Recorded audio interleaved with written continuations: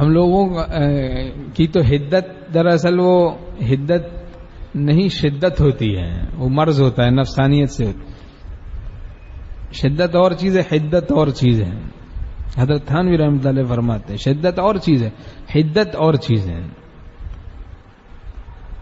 شدت تو اچھی چیز نہیں ہے، حدت تو ایمانی غیرت ہے، ایمانی غیرت کے سبب حدت ہوتی ہے۔ ایک آدمی کی بیوی کو کوئی چھیڑ دیتا ہے، وہ حضرت حکیم الامت تھانوی رحمۃ اللہ فرماتے ہیں اس کی بیوی کو کوئی چھیڑے، اب کیا ہوگا؟ غضبناک ہے، دیکھنے والا کہے گا بھائی آپ تو بڑے سخت ہیں، دیکھنے والا کہہ رہا ہے آپ بہت سخت ہیں، آپ اس طریقے سے اس سے الجھ رہے ہیں، لڑ رہے ہیں، تو کہا جائے گا بھائی یہ شدت نہیں، یہ حدت ہے، یہ تو اس وقت کا تقاضا ہے، یہ تو بےغیرتی ہے۔ کوئی بیوی کو کچھ اس کی بیوی کو چھیڑ دے، بیٹی کو چھیڑ دے، جناب کچھ بولتا ہی نہیں ہے، انسان ہے یا جانور ہے کوئی مسئلہ ہی نہیں ہے۔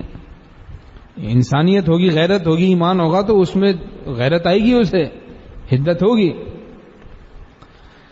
تو بہرحال اللہ تعالی ہم لوگوں کو صحیح سمجھ نصیب فرمائے۔